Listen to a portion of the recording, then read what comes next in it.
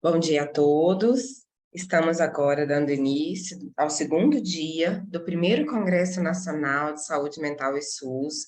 Hoje pela manhã nós teremos duas palestras e hoje à tarde também mais duas palestras. Nós vamos começar a palestra de hoje com a doutora Fabiane Mendes de Souza. A doutora Fabiane, ela é graduada em medicina, ela fez residência médica em pediatria pela Santa Casa de Misericórdia de Montes Claros, de Minas Gerais, residência médica em medicina intensiva pediátrica pela Universidade Federal do Triângulo Mineiro, título de especialista em pediatria pela Sociedade Brasileira de Pediatria, título de especialista de área de atuação em medicina intensiva pediátrica pela Associação de Medicina Intensiva Brasileira, mestrando em Saúde da Criança e do Adolescente pela Universidade Estadual de Campinas, a Unicamp. Doutora Fabiane, fique à vontade, lhe passo a palavra.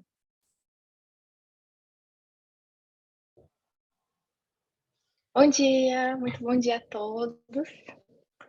Estou muito feliz, muito obrigada pelo convite, viu, Fernanda? E estou muito disposta a compartilhar hoje aqui um pouco, né, sobre saúde mental. Eu falando um pouquinho da minha área de estudo, de atuação e, claro, aprendendo muito com vocês também, né, muitas trocas, com certeza.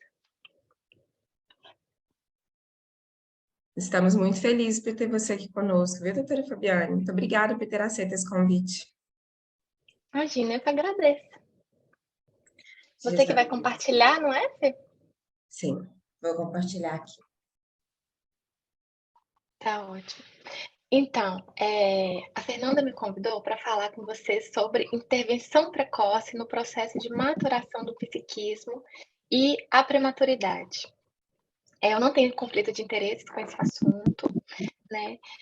De antemão, eu quero colocar que eu não sou neurocientista, né? Mas sou uma pediatra encantada pela UTI infantil, especialmente pelos prematuros, e talvez por isso que ela lembrou de mim para falar desse tema, tá? Então vamos lá, pode passar, por favor. Hoje, então, com essa aula, a gente pretende contemplar os seguintes tópicos. Primeiro, contextualizar o processo de maturação do psiquismo,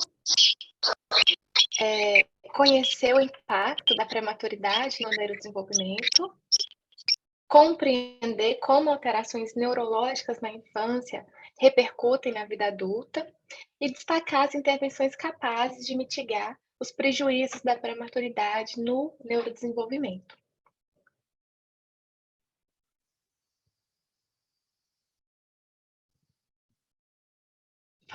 Pode descer, por favor, para o próximo. Pode passar? Isso, certo. Então, quando a gente fala de processo de maturação do psiquismo, primeiro a gente precisa saber o que é o psiquismo, né? Esse termo, ele é bem comum para vocês da psicologia, bem familiar, e ele diz respeito, de um modo geral, a todos esses processos mentais que vão definir as manifestações intelectuais, afetivas, sociais de um indivíduo. Então, como que esse indivíduo vai estar manifestando e todos os processos que vão fazer com que ele defina o que ele pensa, o que ele sente, como que ele age. Então, todas essas respostas da mente às experiências ao redor dele vão ser moduladas durante toda a vida e especialmente no período próximo à concepção desse indivíduo. Daí que entra, digamos assim, a pediatria, né, na importância da saúde mental de um indivíduo durante toda a vida, porque esse psiquismo ele vai estar sendo formado, modulado, influenciado durante toda a vida, mas especialmente no processo de concepção do feto e nos primeiros dias de vida. Pode passar. Quando a gente fala, então, vai estar influenciado principalmente por essas questões próximas ao nascimento, até eu tinha colocado ali anteriormente, pré-natais. Então, o indivíduo, ele ainda nem foi gerado, um feto ainda nem existe, nem houve a fecundação, e a saúde da mãe já vai influenciar na saúde desse bebê, desse futuro ser, digamos assim. Hoje a gente sabe que a alimentação da mãe tem muita relação, não só o estado nutricional, se essa mãe está obesa, se essa mãe está desnutrida, mas também a questão de micronutrientes, macronutrientes, como que essa mãe está de vitaminas, de minerais. E não foi à toa que hoje é uma medida de saúde pública a suplementação dessas mães, né, no período pré-concepção e também durante a gestação, principalmente ali no comecinho. Então, ácido fólico, sulfato ferroso, ômega, e eles em especial para o sistema nervoso central. Então, o fechamento do tubo neural, que é o primórdiozinho do sistema nervoso central do ser humano, ele já vai terminar de ser formado ainda no primeiro trimestre da gestação. Então, veja só, é um fetozinho, a mãe está com em torno de 11 semanas de gestação, bem no comecinho, muitas vezes ela ainda nem descobriu que está grávida, e o primórdiozinho do que vai ser o sistema nervoso central desse bebê já está definido, digamos assim, né, já está pré-formado. E aí ele vai sendo desenvolvido durante a gestação, e tudo o que diz respeito à saúde da mãe vai influenciar a formação desse sistema nervoso central desse bebezinho. Não só a saúde física, como também a saúde mental dessa mãe vai influenciar na formação do desenvolvimento neurológico desse feto. A gente sabe que os nossos pensamentos, o que predomina nos nossos pensamentos, vai influenciar a bioquímica do nosso organismo. Tanto é que aquelas condições em que a gente precisa de utilizar algum psicofármaco, ele vai justamente tentar, digamos que, equilibrar para o bem essa bioquímica de neurotransmissores, de hormônios. E o que essa mãe, o que circula nessa mãe, vai definir muito como vai ser formado o neurológico desse bebezinho. Vai muito além daquela questão cultural de mãe tranquila, bebê tranquilo, que é muito real, a gente sabe que é, né? E a gente entende cada vez mais, por mecanismos de estudo da neurociência, como que isso acontece. Então, veja só, esse período crítico, digamos assim, de desenvolvimento é o famoso termo dos 1000 dias, primeiros 1000 dias, que está muito na moda, muito em evidência. E justamente por isso, pela capacidade de definição a curto, médio, longo prazo do que vai ser a saúde daquele indivíduo, em todos os quesitos, endócrinos, metabólicos e também neurológicos, né? Sobretudo neurológicos, porque o potencial de vida desse ser humano está sendo definido ali naquele momento. Então, esses 1000 dias, famosos 1000 dias que se fala muito na pediatria, ele inclui o período da gestação, do primeiro e do segundo ano de vida. Aí, vejam só, pode deixar aí, nesse aí. Vejam só nesse gráfico, o que que ele traz? Só no quesito tamanho do cérebro, né? O tamanho do cérebro, veja como ele aumenta exponencialmente nesses primeiros 2 anos de vida, e a partir dos 2 anos, ele continua se desenvolvendo, a gente sabe que o cérebro se desenvolve até o nosso último dia de vida, ele está se modificando, porém, ele atinge quase que um platô a partir dos 2 anos. Então, no quesito tamanho do cérebro, 90% do tamanho do cérebro de um adulto vai estar definido naquela criancinha pequenininha de 2 anos de idade, né. E aí pode passar para o próximo. Isso. Esse próximo eu trouxe para falar, para mostrar como isso também tem a ver com antes do nascimento. Nesse gráfico a gente consegue ver, deixa isso, agora sim. Nesse gráfico, a gente consegue ver que, ó, da concepção desse feto até os 2 anos de vida, que é justamente essa questão dos 1000 dias, esse cérebro aumenta mais ou menos 15 vezes de tamanho. Então, entenda a intensidade desse desenvolvimento neurológico nessa fase. E ali a gente tem esse traçozinho marcando antes do nascimento. Então, se a gente tem um caso em que o bebê nasce prematuro, que ele nasce antes do período que seria previsto, que seria o ideal dele nascer, esse desenvolvimento neurológico, digamos assim, que ele vai estar sendo abruptamente, não interrompido, porque ele continua, né, mas alterado, numa fase muito, muito crítica. Então, nesse finalzinho da gestação, nas últimas semanas, nos últimos 2 meses por aí da gestação, o cérebro dobra de tamanho nesse finalzinho. É muito intenso esse desenvolvimento. E não é só em tamanho, mas em diferenciação.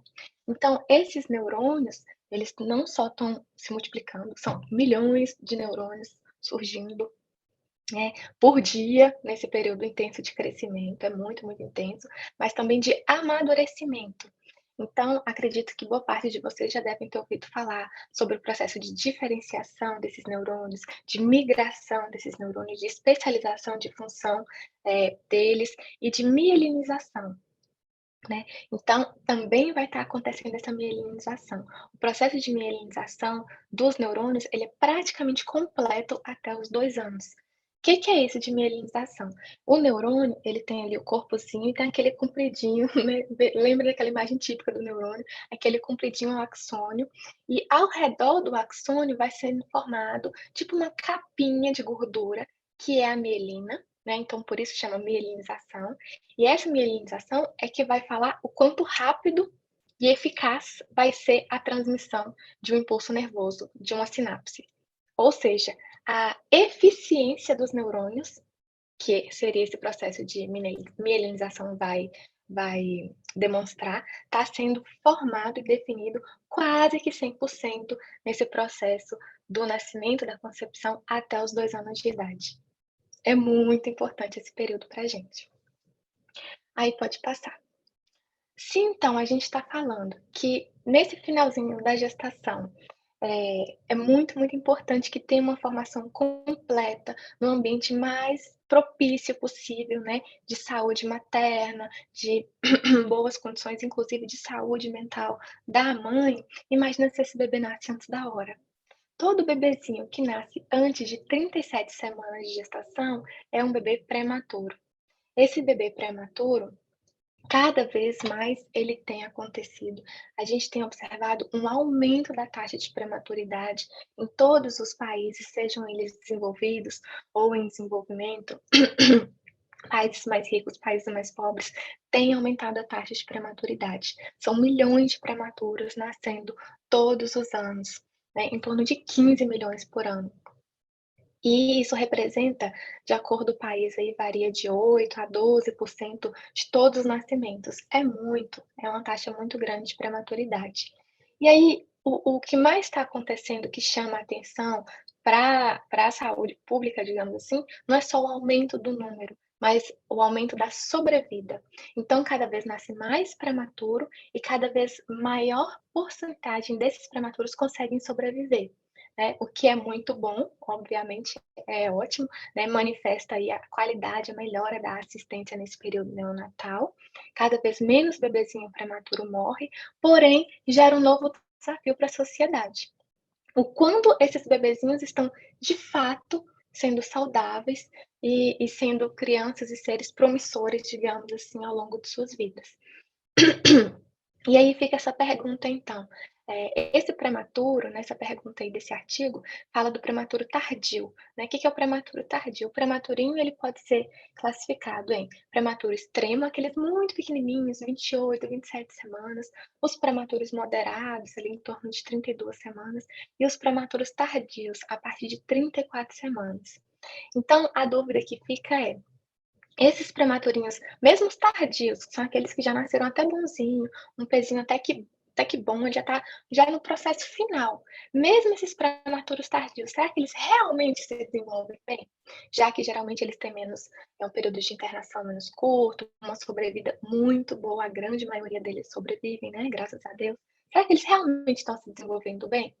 E aí a gente tem muitos estudos sobre isso e infelizmente a resposta é preocupante, porque a resposta é pode passar?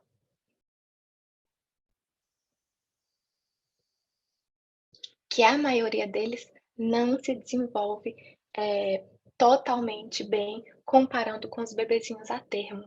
Então, mesmo nos prematurinhos tardios, vejam só, todos que nascem com menos de 37 semanas são prematuros. Mesmo se a gente pegar aqueles bebezinhos de 36, 35 semanas, que eles já são, às vezes, tratados com quase como se fossem bebês a termo, né? Muitas vezes ele vai ter um segmento aí com o pediatra normal, digamos assim, sem as especificidades de um prematuro que tem que ter, né? É, e é um bebezinho que vai falar: "Não, os exames estavam normais, é um bebê que está ganhando peso bem, que está crescendo, não tinha nenhuma alteração em ultrassom, em tomografia da cabecinha. E um detalhe, na rotina, eu trabalho em UTI, né? Esses prematuros tardios, na rotina, nem todos fazem ultrassom da cabecinha, nem todos fazem tomografia, nem todos fazem exames neurológicos, porque é preconizado só para os prematuros moderados e extremos. Todos que nascem com menos de 34, eles vão ter pelo menos um exame de imagem do cérebrozinho do sistema nervoso. Os tardios não é obrigatório para todos. Então, boa parte desses pacientes, a gente nem vai ter exames, digamos assim, para avaliação neurológica especificamente para eles. E aqueles que têm, mesmo tendo e estando normal, ganhando peso bem e, digamos que ganhando um ok do pediatra, quando a gente vai avaliar o desenvolvimento neurológico, quase 100% deles têm alteração. Então é uma taxa, assim, bem preocupante, chega em torno de 80%. Olha esse artigo, por exemplo, é uma revisão sistemática de altíssima qualidade que foi publicada, com um N muito grande, veja só, mais de 60.000 bebês, né, só com prematurinhos tardios, ou seja, aquele bebezinho que já, né, muito bonzinho. Nós nem estamos falando daqueles bebês graves, que tem tomografia alterada, que tem sangramento na cabeça, que tem hidrocefalia, que tem leucomalácia, né? Bebezinhos que parecem que estão ok. Esses bebezinhos que são muitas vezes considerados pelo pediatra como bebezinhos ok, quando a gente realmente aplica escalas, porque muitas vezes essas escalas, infelizmente, não são aplicadas, quando a gente realmente avalia o desenvolvimento desses bebês de forma cuidadosa e precoce, desde ali a alta do hospital, a gente vê que 1/4 deles tem alteração grave do cognitivo e comportamental e quase 3/4 têm alterações leves. São quase 100% dos bebês com alteração. E quando a gente avalia o neurológico no global, entre cognitivo, motor, comportamental, performance acadêmica, o que mais tem alteração é justamente comportamental. Então, por isso que, digamos assim, a saúde mental tem tudo a ver, né, Fernanda, com a prematuridade. Cada vez mais a gente tem visto isso. E adivinha só quais são as principais alterações? TEA, transtorno do espectro do autismo, déficit de atenção e hiperatividade, pequenas alterações comportamentais, dificuldade de socialização, atraso da fala, ou seja, são justamente as doenças, as alterações comportamentais, cognitivas, de saúde mental que a gente tem visto em ascensão, em franca ascensão, né, nos últimos anos. Dos anos 90 para cá, que a gente tem visto essa alta sobrevida dos prematuros. E justamente dos anos 90 para cá, a gente tem visto cada vez mais esses diagnósticos no nosso meio. Pode passar.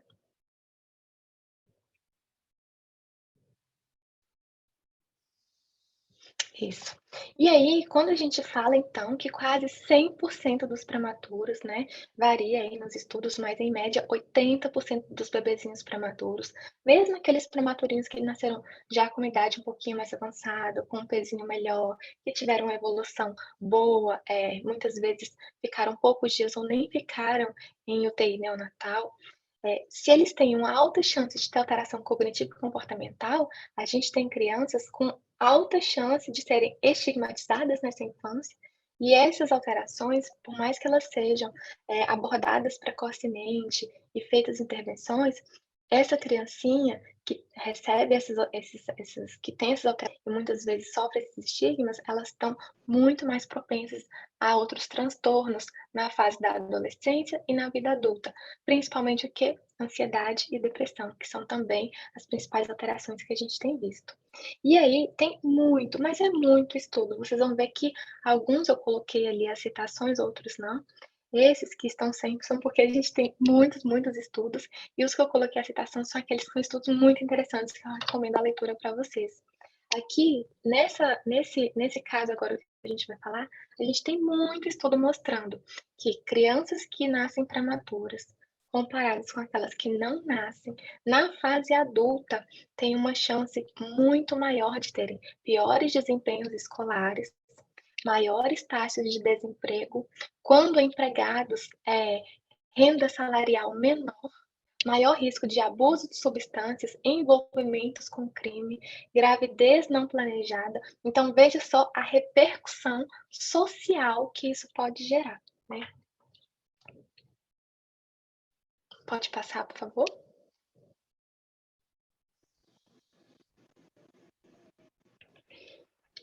Então, o que que a gente tem? Que essas intercorrências no período neonatal, elas geram um pior funcionamento adaptativo dessa criança e desse adulto. Muito mais sintomas de ansiedade, de depressão, menor autonomia desse adulto e, no geral, digamos assim, o pior desenvolvimento social na vida adulta. Esse estudo, por exemplo, ele é agora, ó, de 2022, publicado numa revista muito bem conceituada, e que o título dele, digamos assim, já nos chama a atenção. Então, ele é um estudo que pegou adultos atualmente e observou questão de qualidade de vida, de saúde mental desses adultos e viu se eles eram, digamos assim, a idade em que nasceu, o peso em que nasceu. E foi comprovado, né? Mostrou uma associação, é mais um, temos vários estudos assim que mostram a associação que pessoas que nasceram com baixo peso, que geralmente são justamente os prematurinhos, né? Aqui ele usa o termo muito baixo peso, são aqueles que nasceram com menos de 1.500 gramas. Muito provavelmente é um prematuro também. Então, quanto menor a idade gestacional e menor o peso de nascimento, pior a chance de desenvolvimento social e mental dessa pessoa na vida adulta. Pode passar? E aí, a gente fala assim, mas como, né? Porque o que que acontece? Antes a gente tinha muito estudo só de associação. Então, estudos epidemiológicos em que a gente tem esse tipo de desenho metodológico que eu falei. É, um perfil de população e você faz associações, né? Eles não são exatamente o melhor desenho metodológico para a gente afirmar relação causal, digamos assim. Eles mostram uma associação, mas aí talvez tem outros fatores que podem interferir, né? E de fato esses estudos destacam isso. E os outros fatores são justamente quando a gente vai ver outros fatores associados além de idade ao nascimento e peso ao nascimento, a gente cai naqueles fatores lá que a gente falou que estão relacionados nos primeiros 1.000 dias, que é saúde mental dos pais. Então, pais que estão com a saúde mental alterada têm chance maior de ter filhos com alteração na saúde mental até na fase da infância, adulto e idoso. É, a questão da saúde física, digamos assim, da mãe, padrão de alimentação da mãe, padrão de alimentação da criança, questões socioeconômicas dessa família, nível de escolaridade desses pais. Então, tudo muito interligado e agora a gente tem tido mais estudos, digamos assim, de bases neurocientíficas, em que nos permite afirmar com mais certeza essa relação etiológica, essa relação de causa e de efeito, né, não só de uma associação epidemiológica. Então, a gente tem tido muitos estudos com ressonância funcional e muitos estudos com eletroencefalo, e eles conseguem mostrar muito claramente. Esse estudo, por exemplo, ele pegou dezenas, várias crianças, né? Foram centenas de crianças, e fizeram estudos de escalas de desenvolvimento, ressonância funcional, eletroencefalo, em crianças com a mesma idade corrigida. Então, vamos supor, pegaram crianças com 2 semanas, 2 meses, 9 meses, em mais de um momento da vida, e observaram crianças com essa idade corrigida. Por exemplo, uma criança que nasceu a termo, que nasceu depois de 37 semanas, com 2 meses de vida, e uma criança que nasceu prematura, com 2 meses de idade corrigida. Então, se ela nasceu, vamos supor que ela nasceu com 30 e. Deixa eu ver uma conta fácil. Com 30 e poucas semanas, que daria 2 meses antes, né?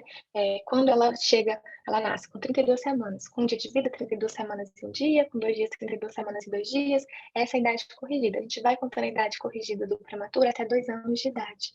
Então, essa idade corrigida de 2 meses para um prematuro seria o tempo de nascido até ele completar 40 semanas, que é a data provável do parto, e a partir dali vai contando 1 dia, 2 dias, 3 dias, 4 dias, até chegar em 2 meses. Ou seja, para tentar esperar, equiparar esse desenvolvimento neurológico do prematuro do que nasceu a termo. E mesmo pegando crianças com idade corrigida, que era para ser idade equivalente, tem muita, mas muita alteração neurofuncional. E aí esse estudo mostrou que justamente essas experiências precoces, bem ali no comecinho da vida, obrigada, bem ali no comecinho da vida, vão gerar alterações estruturais, então que a gente pode ver na ressonância, e alterações funcionais, que a gente vê na ressonância funcional e vê no eletroencefalo, né? Pode passar.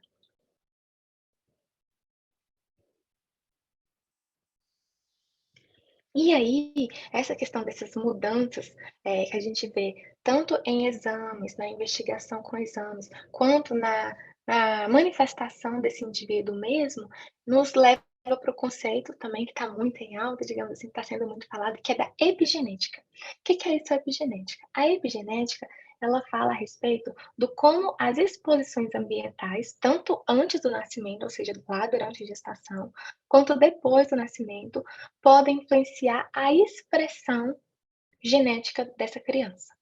Por que a expressão genética? Porque na epigenética, a sequência do DNA está lá igualzinha, já era. Não teve uma mudança na sequência do DNA.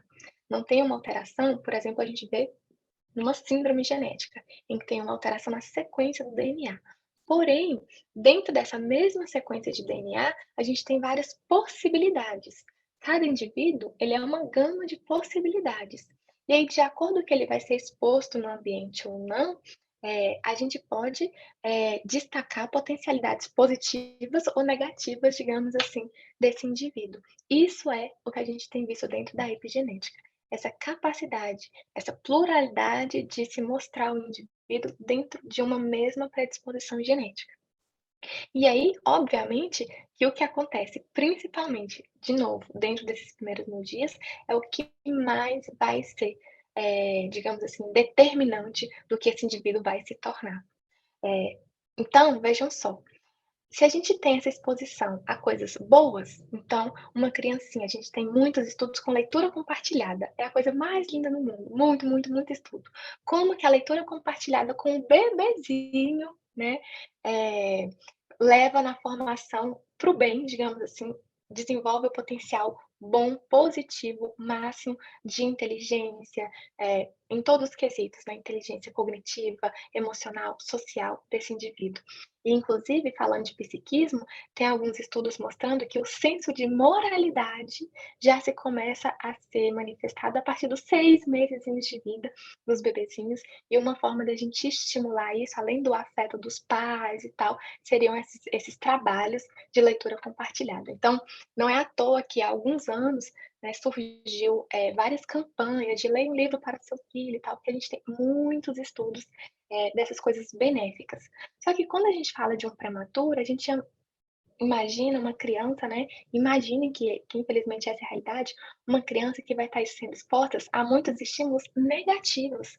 Então são crianças que estão predispostas a apresentarem várias alterações, situações ruins, incômodas, dolorosas, doenças, né, procedimentos e dispositivos invasivos no corpinho. Então, tudo isso predispõe, digamos assim, a situações, experiências negativas.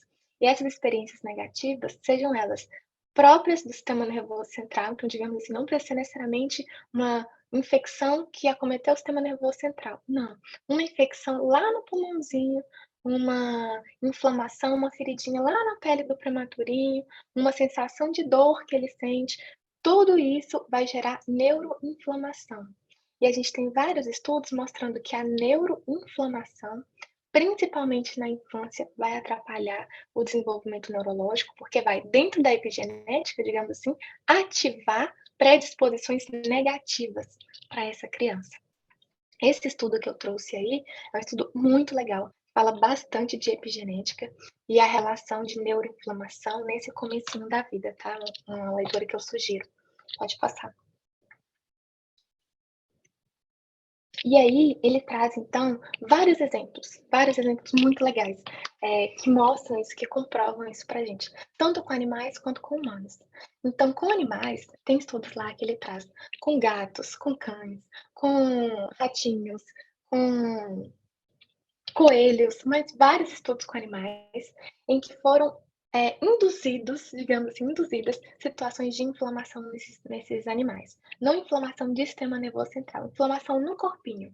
Então eles injetavam miméticos virais, injetavam lipopolissacarídeos, injetavam substâncias que iam, tipo, gerar inflamação no corpinho desse animalzinho e comparava depois, fazia uma avaliação neurológica deles. E aí, era evidente que quando tinha essa inflamação, se achava alteração no cérebro, até alteração estrutural. né, no cérebro, principalmente lesando substância branca. E o mais interessante, eles faziam esses estudos com, por exemplo, ratinhos bebês e com ratinhos adultos. Quando promoviam essa inflamação no ratinho adulto, a quantidade de lesão, digamos assim, neurológica era muito menor do que a gente tinha de lesão quando fazia essa inflamação no ratinho bebê. E isso a gente tem com ratinho, com coelho, com cachorro, com gato, como eu falei, com vários animais. E é muito evidente que a inflamação nos bebezinhos é muito maior. No caso de adultos, obviamente, a gente não vai promover a inflamação, né, em seres humanos. Porém, a gente tem dentro do ambiente da UTI vários estudos que mostram, que coletam material e fazem exames dessas criancinhas no universo da UTI. Aí um exemplo que eu trouxe foi esse do prematuro, né? RN pretemo é o recém-nascido prematuro, em que foi observado que tem um aumento da metilação do gene transportador de serotonina associado a procedimentos dolorosos durante a internação. E isso conseguiu se comprovar uma associação com negatividade emocional e problemas comportamentais. Esse estudo avaliou as criancinhas até os 8 anos de idade, esses prematurinhos, e foram observando. Então, veja só, uma alteração que a gente, como a gente falou, estrutural, bioquímica, lá desde o nascimento e que vai se manifestar lá para frente durante a infância e fase adulta. Tá? Muito legal, muitos estudos falando isso. Pode passar? E quando eu falo de esse recém-nascido, esse estudo mostrando, né, exposição a procedimentos dolorosos, eu queria deixar claro para vocês que a gente tem vários estudos sobre o controle de dor do RN na UTI, justamente porque a média é que eles são expostos a milhares de procedimentos durante uma internação. Então, um bebezinho prematurinho, que ele fica internado por uma semana, é estimado que ele seja exposto a mais de 1.000 procedimentos dolorosos em uma semana. É muito. Por quê? Para esse bebezinho, a luz é um estímulo doloroso. Tanto é que, se vocês nunca viram, dentro da UTI, os bebezinhos ficam dentro da incubadorinha, porque a incubadora por si só, ela tem uma dupla camada que busca diminuir o barulho, busca diminuir, controlar a temperatura ali dentro, porque quando ele está dentro do útero, é sempre uma temperatura estável que ele está dentro exposto, que ele está ali exposto. Então, quando ele nasce antes da hora, a variação de temperatura, tanto para frio quanto para quente, é uma sensação de dor, de incômodo muito negativa para o bebê. O excesso de luz lá dentro da barriga, ele fica no escurinho. Então, dentro da incubadora, a gente costuma pôr um tecido mais grosso para ficar sempre tampadinho. Esse bebezinho é como se ele ficasse quase que dormindo, digamos assim, a maior parte do tempo. Na UTI, a gente não consegue manter esse sono prolongado do bebezinho, porque a gente está sempre examinando, coletando material. Eles são muito funcionados para acesso venoso, para coleta de exames, para glicemia capilar. O simples fato de ver a temperatura com o termômetro é dor para esse bebê. Troca de fralda é dor para esse bebê. Um outro exemplo para vocês terem noção. Se a gente eleva muito as perninhas do prematurinho na hora de trocar uma fralda, isso é comprovado o risco de hemorragia intracraniana para os bebês, de tanto que esse cérebrozinho é sensível nessa fase. Né? Alterações de glicose, alterações de infecção, risco de malformação em quase todos os órgãozinhos. Então, o bebezinho que ele nasce prematuro, ele está sujeito a várias sensações negativas, ruins, dolorosas durante a internação, e todo o corpinho dele, da pontinha da cabecinha até o pé, que ainda está imaturo, está predisposto a várias comorbidades. Então, se a gente for ver dentro do oftalmo, eles têm chance de fazer retinopatia da prematuridade, que é uma alteração visual própria. E assim vai. Da audição, grande chance de diminuição da acuidade, só por ter nascido prematuro. E a gente for descendo o corpinho, todos os órgãozinhos vão estar predispostos à alteração. E a gente não falou que essa inflamação, que essas doenças podem alterar o desenvolvimento neurológico, então é como se a gente pegasse o prematurinho e falasse assim, ele está predisposto a várias alterações neurológicas, não neurológicas, e as não neurológicas também vão alterar de alguma maneira cognição e comportamento a longo prazo. Pode passar.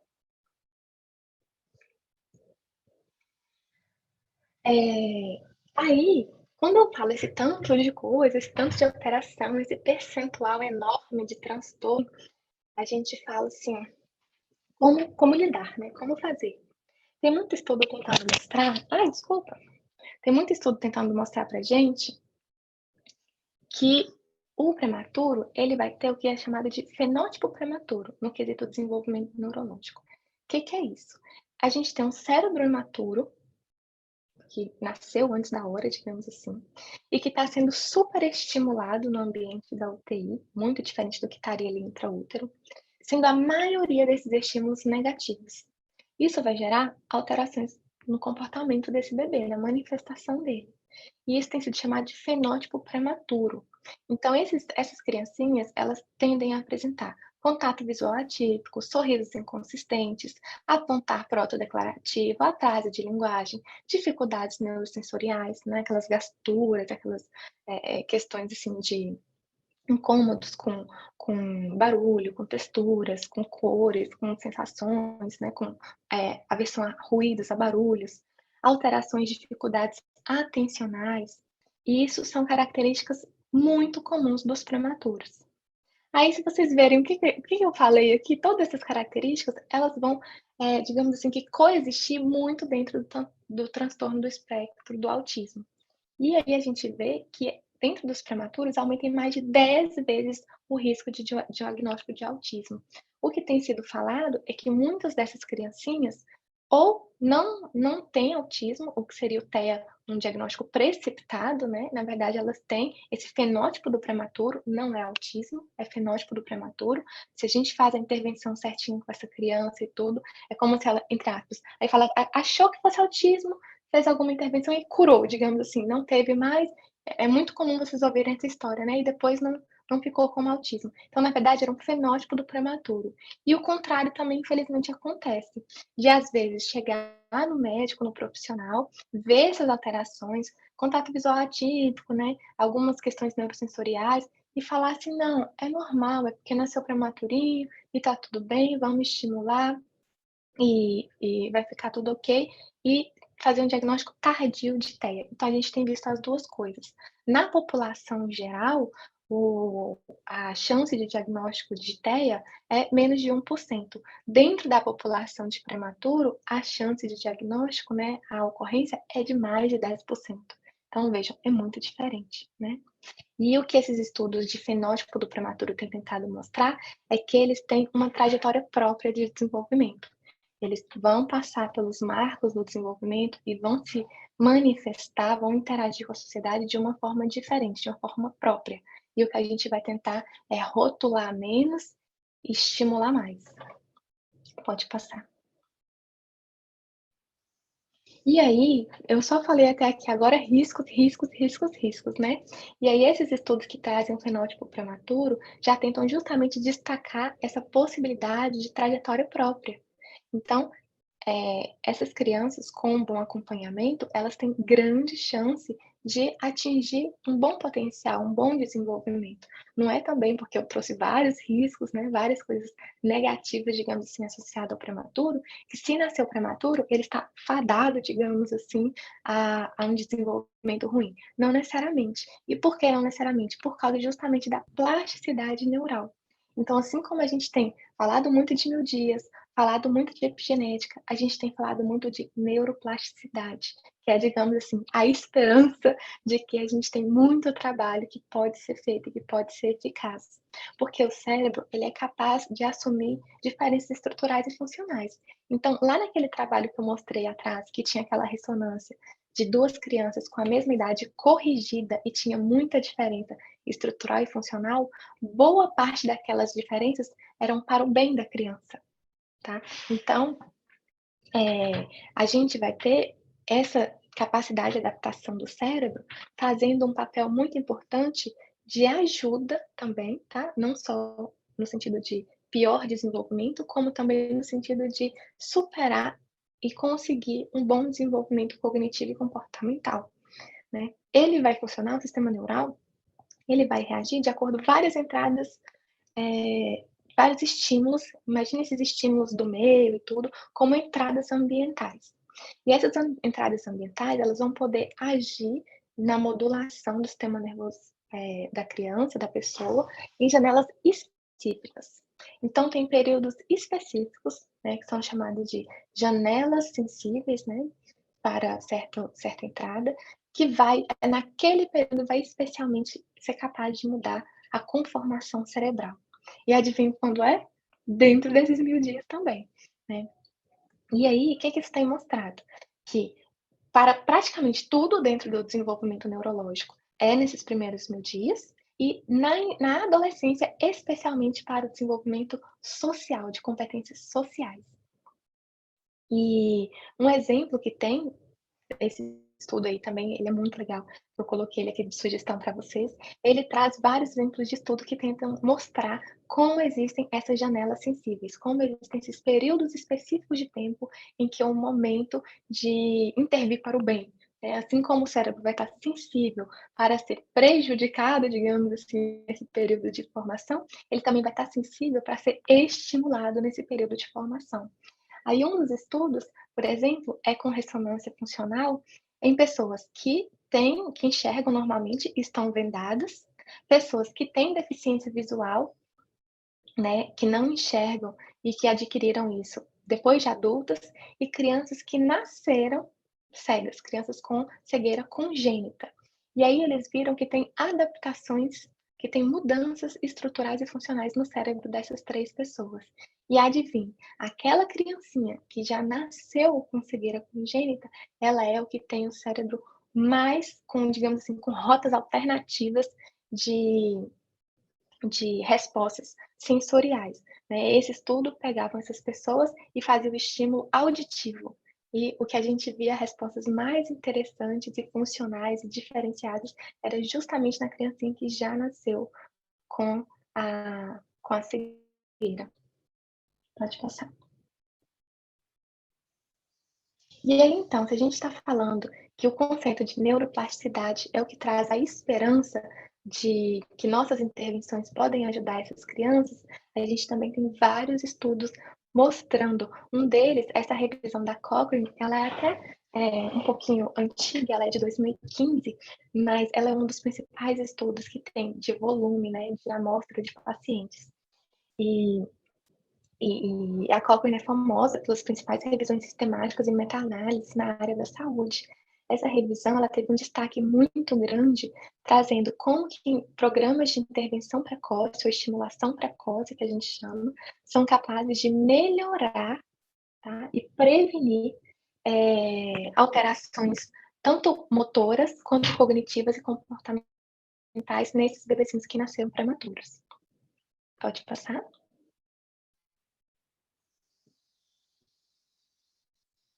E aí, então, como que isso é feito?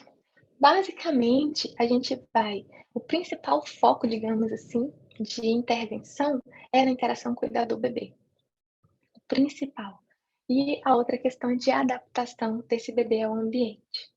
Isso pode começar dentro do hospital, é o ideal, né. Então, em serviços, principalmente em serviços de países desenvolvidos, isso obrigatoriamente começa dentro do hospital. E em alguns serviços aqui no Brasil, infelizmente a maioria não, geralmente serviços associados, né, hospital escola, alguma coisa assim, eles já contam com essa estimulação muito bonita, muito eficaz, começando já desde a internação, desde o nascimento desses bebezinhos. Eles fazem fisioterapia motora, eles fazem terapia ocupacional dentro do hospital, é muito, muito bonitinho de ver e é muito eficaz, né, como os estudos têm mostrado. Quando isso não começa dentro do hospital, obrigatoriamente deve ser começado assim que o bebê recebe alta, porque deve ser no primeiro dia, no primeiro ano de vida, tá. Se a gente começa a partir do primeiro ano, a gente perdeu justamente aquela janela que a gente falou, de crescimento neuronal, de especialização dos neurônios, de maturação dos neurônios. Então tem que ser dentro, especialmente dentro desse primeiro ano. Geralmente, o que que eu falo, né, nas altas dos bebezinhos para as mães: "Olha, vai receber alta agora, na primeira consulta médica deve ser pouco tempo depois da alta, mas a equipe multiprofissional, dentro desse primeiro mês pós-alta já deve começar, tá bom?". E aí não tem uma intervenção em específico, não tem superioridade, por exemplo, a TO deve fazer tal tipo de trabalho, a FIS deve fazer tal tipo de abordagem, não tem isso, não tem definido qual seria a melhor estratégia. Existem várias estratégias possíveis na estimulação precoce e a frequência é variável. De um modo geral, a frequência recomendada é quinzenal, Então, pelo menos um atendimento quinzenal. Isso vai ser variável de acordo com como o bebê se apresenta. Uma vez por semana, até sendo, no mínimo, uma vez por mês, tá? Quem é a equipe que é capaz de fazer essa estimulação precoce, que deve fazer? Fisioterapia, terapia ocupacional, enfermagem, psicologia e fonoaudiologia, tá bom? Vamos passar?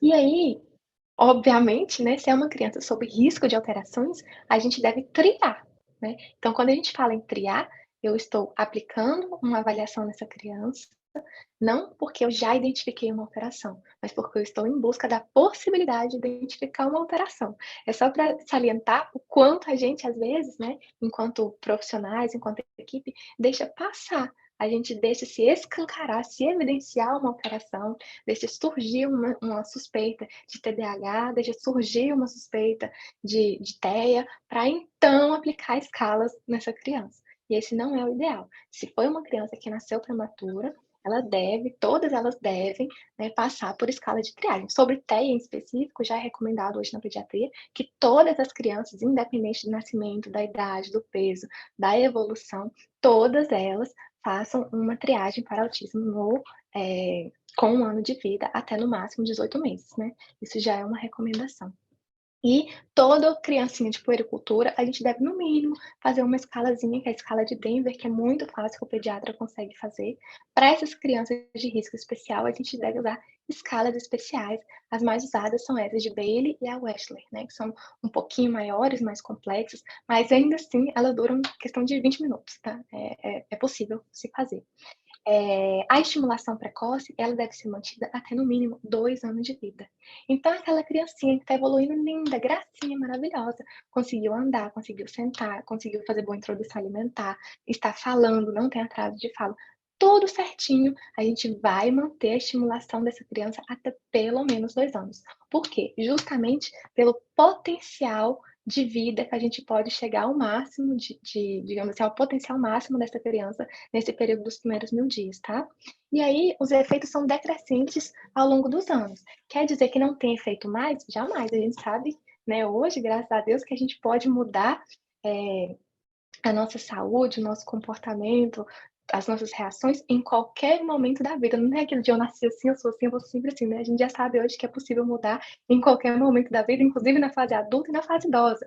Mas na infância, isso é muito mais importante. Então, é um efeito decrescente, ou seja, o impacto das intervenções é muito menor depois dos 2 anos, mas ele ainda existe e vai ser continuado se for necessário, tá? Mas o que eu quero salientar é, mesmo a criancinha que está evoluindo muito bem, ela deve permanecer na estimulação até os 2 anos, se é uma criancinha que nasceu prematura. Às vezes é difícil manter essa família na estimulação, porque ela tem a impressão que está tudo bem, mas é isso, tem a impressão, né, tem um alto risco, a gente viu que são chances muito elevadas, que variam de 2 a mais de 10 vezes de terem alterações cognitivas e comportamentais depois.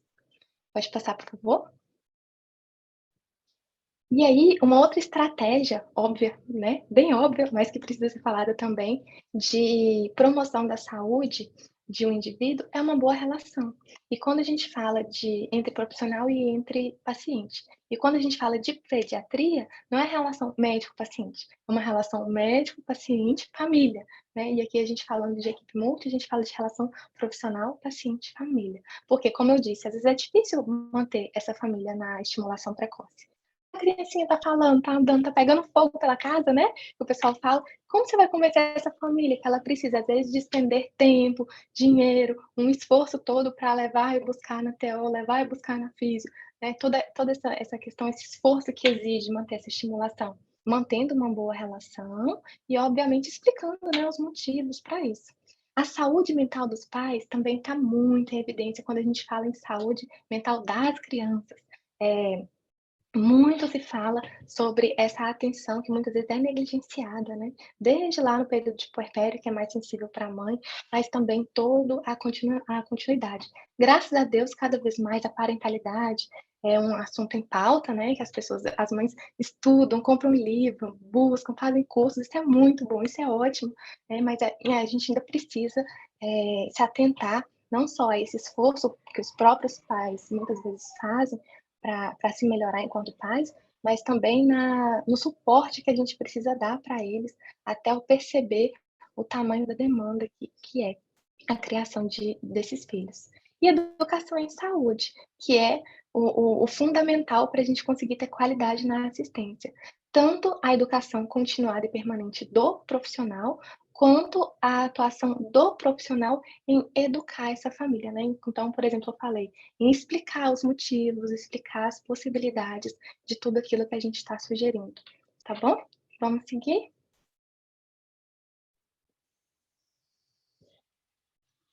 E para finalizar, eu trago aqui para vocês que a saúde pediátrica, ela é fundamental para promover a igualdade social e o crescimento sustentável de um país.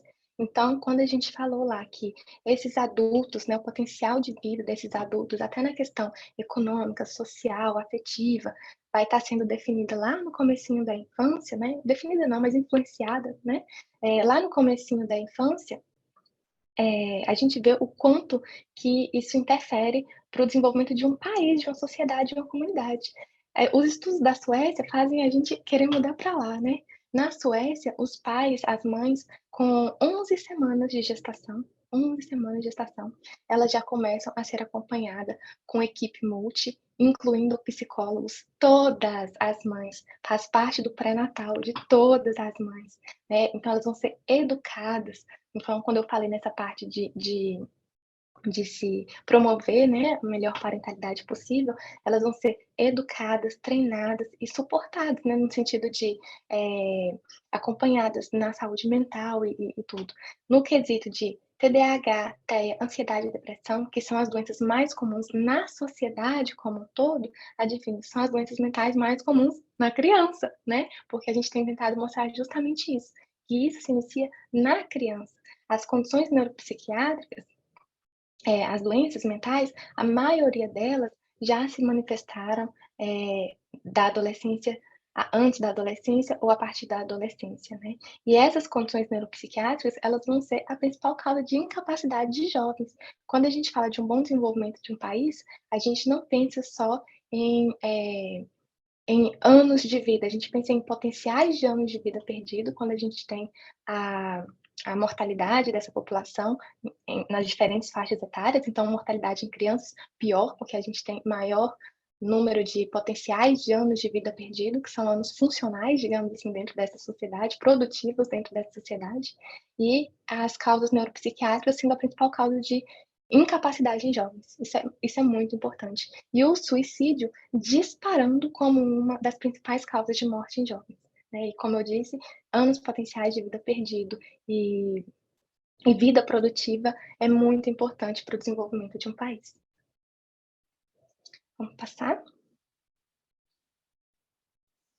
Tem um congresso que acontece anualmente, muito forte de neurociência, que é o chamado de Fluxo da Vida, né?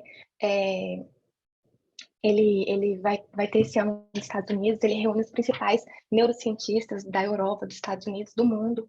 E uma das falas do Mitchell, que é um neurocientista e um geneticista famoso, que é um dos coordenadores desse evento, ele colocou uma frase que eu achei muito bonita numa publicação do evento de 2018, né? Tem todo ano, esse ano vai ter ainda, lá nos Estados Unidos, e uma das frases que ele coloca é: os cérebros, eles não são construídos, eles florescem. Né? Então tem muita comparação do cérebro com árvores.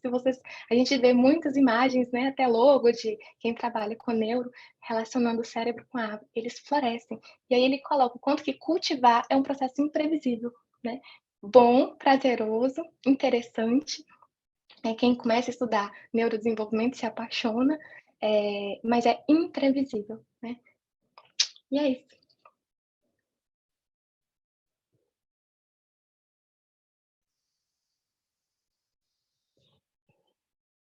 Acho que eu terminei assim, bem na hora, né, Fernanda? Meu Deus, que pontual! Professora Fabiane, mas que delícia te ouvir. E como vem complementando, né, tudo que nós viemos trabalhando desde então, no Congresso, desde o início do Congresso, né, falando da importância do cuidado, a importância do acompanhamento, a importância, e ver isso, né, desde a concepção acho que vem trazer para os congressistas, né, esse olhar de, olha, vamos ter atenção desde a gestação. É aí que a gente começa a cuidar da saúde mental.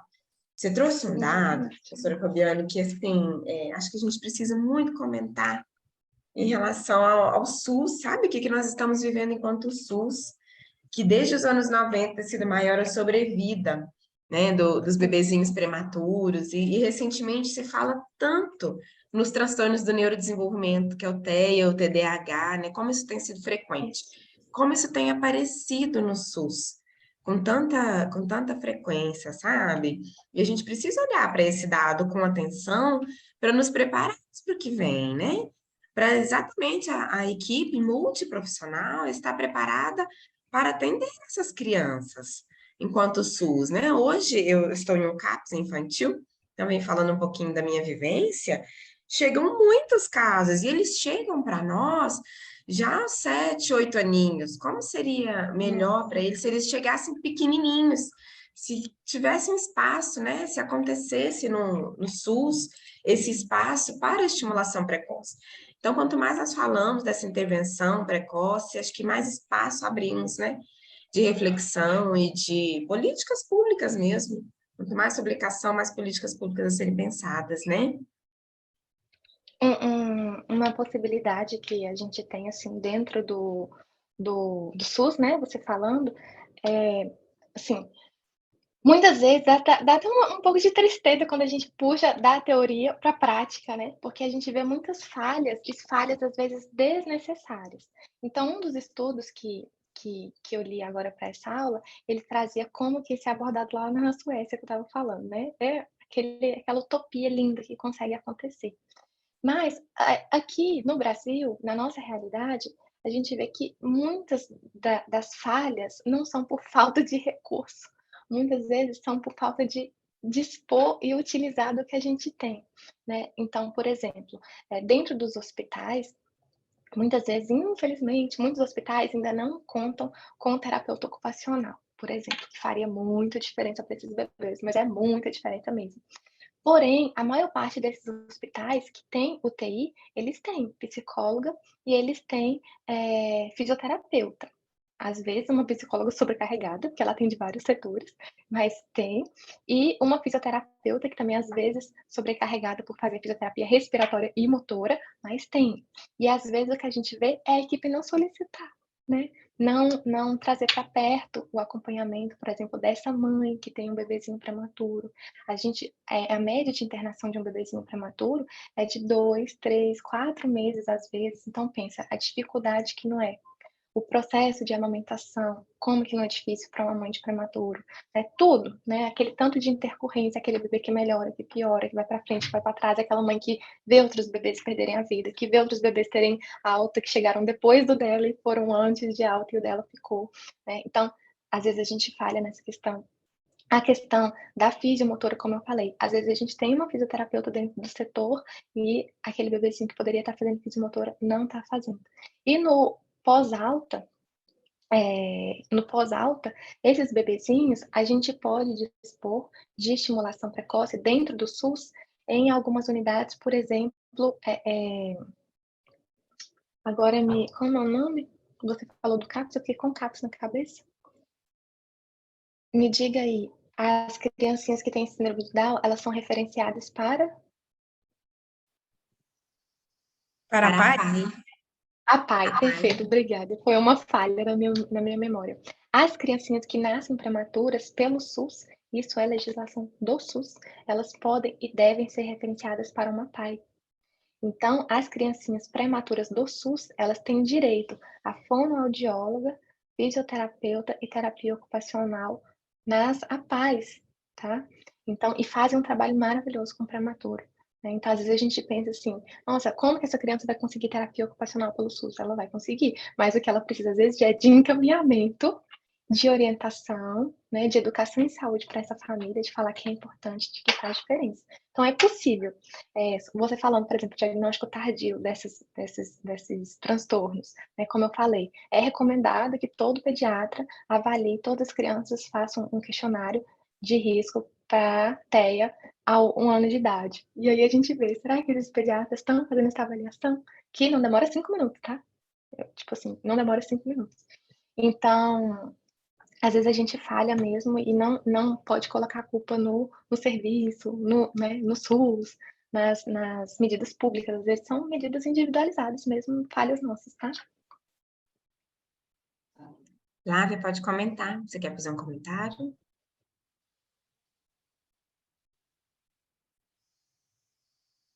Sim, gostaria. Bom dia, Fabiane, bom dia, pessoal. Fabiane, que parece incrível, é de arrepiar. Eu sou enfermeira de formação e trabalhei já no UTI neonatal, trabalhei na maternidade, e esse estudo precisa chegar urgente para a gente ali. Precisa chegar lá para os pediatras, para os enfermeiros que estão lidando com esse RN, né? Porque a gente é muito fisiológico, então a gente está lá para tratar as intervenções e vai tratar o quadro clínico daquele paciente. E a gente nem imagina que isso vem acarretar na vida posterior, né? Pós-alta desse RN, né? E eu fico pensando muito, eu queria até discutir com você também, a respeito da chamada atenção quaternária, né, que a gente tem hoje em dia, que são esses excessos de intervenções. Até que ponto esses excessos são necessários, né? Até que ponto a gente consegue evitar algum procedimento minimamente invasivo nesse RN que pode tentar minimizar essas perdas futuras, né? E eu queria te fazer uma pergunta também, porque eu já permaneci, né? Eu já fiz assistência de RN que fica com nós 6 meses de internação, 1 ano de internação no UTI, né? Às vezes até na clínica assistencial. Tem alguma relação com os pacientes que permanecem maior parte do tempo em sedação? Ou esse paciente em sedação e esse paciente que está em consciência são os mesmos malefícios, né? Que eles vão ter futuramente?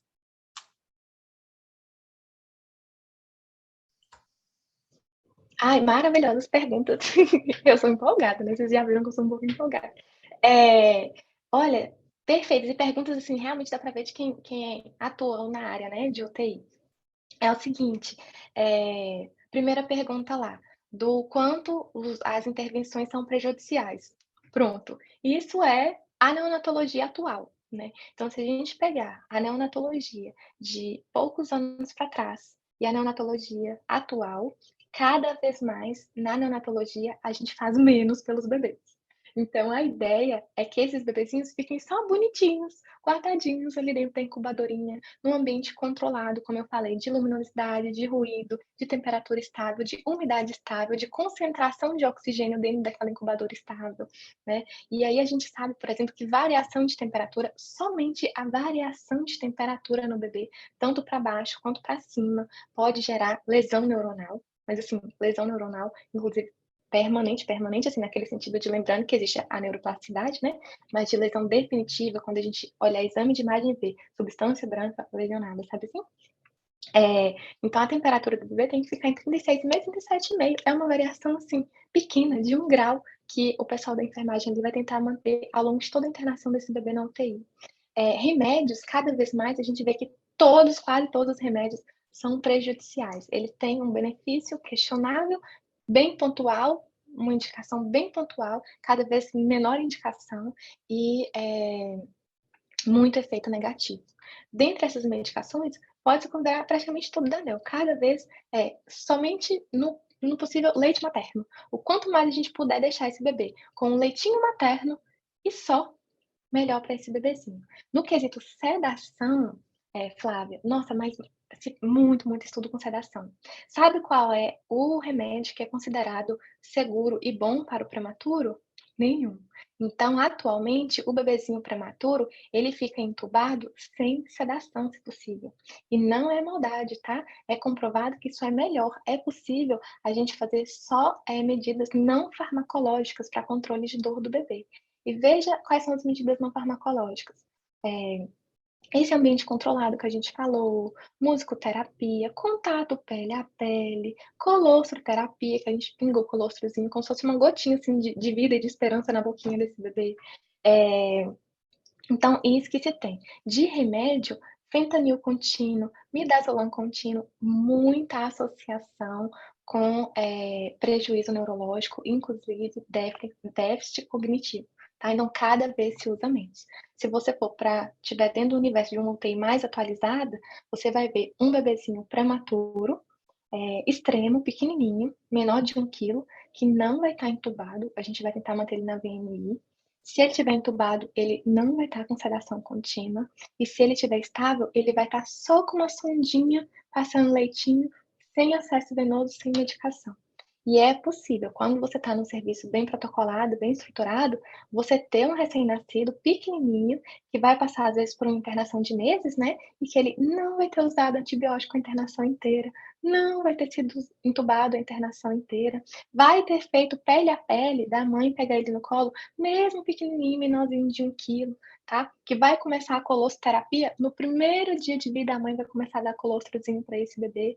Então, assim, é possível, tá bom? E isso que é recomendado hoje. Maravilhosa essa pergunta, viu? Obrigada. Muito obrigada, Fabiane. Jonathan, gostaria de falar? Oi, Fabiana, a apresentação foi muito boa. É um tema que eu não tenho não sou tão aprofundado, mas achei muito interessante as falas. Só que a minha pergunta você já foi meio que respondendo enquanto respondia a Flávia, que eu ia te perguntar sobre o toque físico, porque eu vejo o quanto é importante esse processo no amadurecimento psíquico e de todas as formas de um bebê. Então, como que funciona essa questão quando a criança é prematura? Como que é? Porque eu já vi algumas formas de fazer em que fica em contato pele a pele com o pai, com a mãe, mas como que funciona direitinho isso?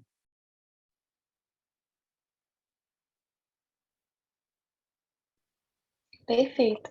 Ó, o toque físico, os estudos mostram que o bebê, ele começa a ter reação ao toque físico a partir de 12 semanas de vida. É um feto, né, na verdade, não um bebê. Então, lá dentro do intraútero, o próprio toque dele mesmo, né, o bebezinho, ele já começa a ter reação, tipo, positiva e perceber esse toque físico a partir de 12 semanas. O bebezinho maiorzinho, ele já começa com um reflexo inato, né, de sucção. Então, não é incomum a mãe fazer o ultrassom obstétrico e ver o bebezinho sugando. Vocês já viram? É muito bonitinho. E ele sente prazer de sugar lá dentro da barriguinha da mãe, o próprio dedinho. Às vezes o bebezinho nasce até com uma bolinha na mãozinha desse processo de sugar muito intenso lá dentro da barriga.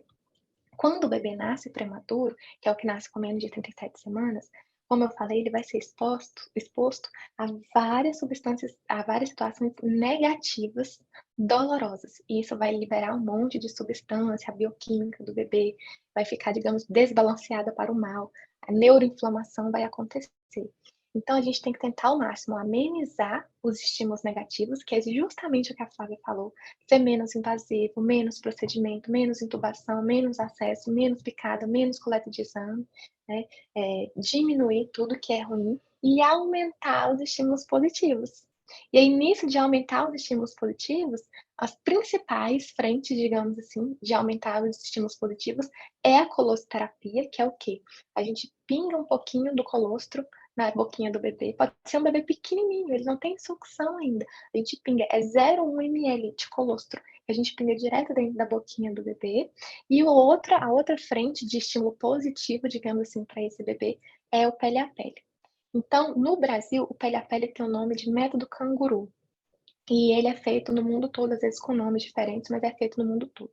O método canguru, ele preconiza que todo bebê que esteja estável, então, se é um bebê que não está, digamos assim, prestes a precisar de fazer procedimentos importantes, prestes a ter uma parada, alguma coisa assim, mesmo que ele esteja entubado, com acesso venoso, com remédios recebendo na veinha e tudo, ele deve fazer o pele a pele.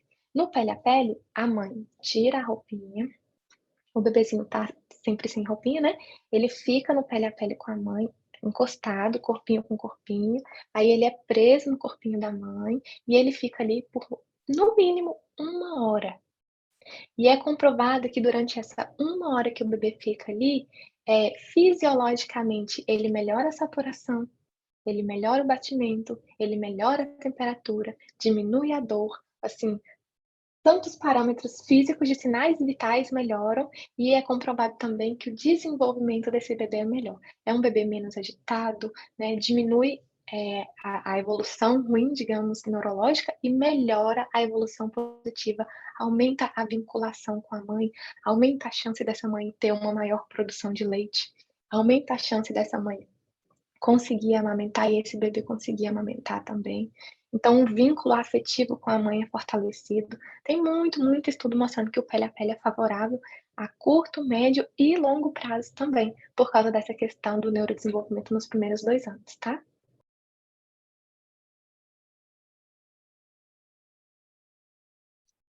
Professora Fabiane, temos vários questionamentos aqui no chat, eu vou lendo alguns, tá? Vamos caminhando. Pessoal elogiando muito, amei a palestra, obrigada, parabéns.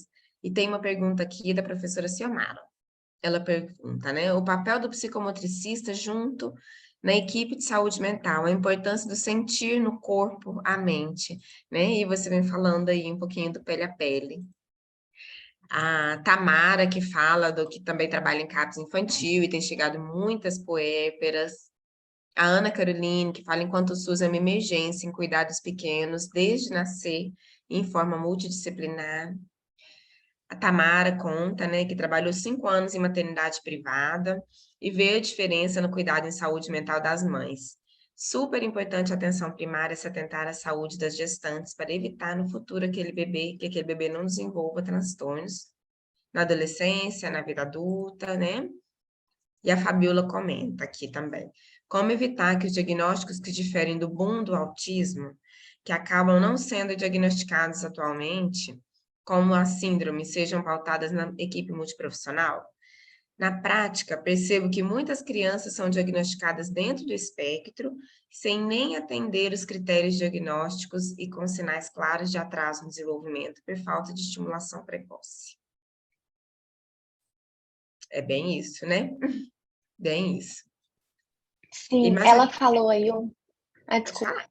Pode comentar. Eu ia falar, essa fala aí das meninas, né, muito, super pertinente, essa última aí da Fabiola, ela fala muito, aquele artigo que eu trouxe sobre o fenótipo do prematuro, né, ele fala muito sobre isso. Então, em especial, TEA, né, TDAH, todos esses, né, estão em ascensão, mas em especial TEA, tem se falado muito que ele tende a ir para essas 2 balanças, né, tanto do diagnóstico tardio, imagina, isso é normal, é porque ele é prematurinho, ele vai conseguir, vai alcançar ainda, e tá com atraso de linguagem marcado, e tá com alteração na socialização, e tem alteração neurosensorial, né, acontece, como também acontece o diagnóstico precipitado, né, de às vezes rotular um paciente no diagnóstico, ela falou, sem nem ter critérios diagnósticos. Então essa percepção dela, na prática, tem sido muito evidenciada nos estudos. E qual que é o caminho? O caminho, é claro que não tem uma fórmula assim, né, faça isso e você jamais errará, não existe. Até porque a gente sabe que diagnósticos, que diz respeito à saúde mental, eles são fluidos, né, são avaliações continuadas, não deve ser feito em uma avaliação, né, mas enfim, o caminho é a gente indicar estimulação precoce desde o nascimento, idealmente começando dentro do hospital com a equipe multidisciplinar, manter o segmento, ininterruptamente durante os 2 anos, mesmo que a criança esteja evoluindo bem, e fazer as escalas, porque se a gente não aplica as escalas de avaliação, aí que a gente cai nesses erros, né, tanto para mais quanto para menos.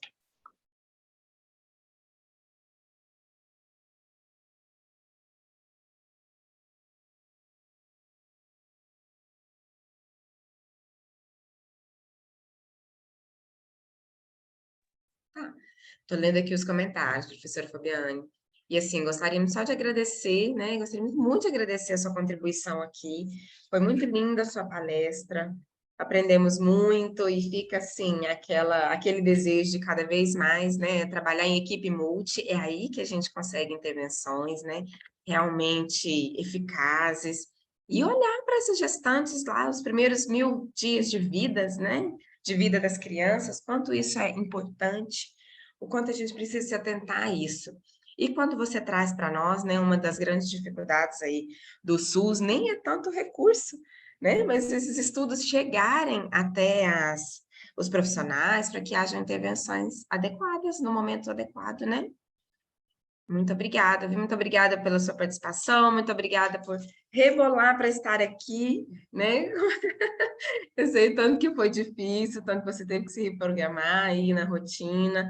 Só agradecimentos temos aqui, viu? Gratidão e tá convidada a permanecer com a gente. Nós temos outra palestra agora em seguida, falando da psicopatologia infanto-juvenil. Então, assim, vamos seguindo hoje o dia todo, está convidada. Muito obrigada. Vamos sim, muito obrigada mesmo pelo convite. Realmente, né, aquela correria, então às vezes a gente fica pensando assim, o quanto eu vou conseguir entregar algo de qualidade dentro dessa correria, né? Mas assim, né, deveria estar agora de plantão, não tem. Desmarquei para estar aqui com vocês, porque eu adoro, né? Estudar é muito bom, gente. A gente consegue ver, né, dentro dos estudos, por exemplo, quando eu estudo neurodesenvolvimento, eu não penso assim, nossa, coitado do prematuro, tá lascado. Porque a gente estuda e vê o quê?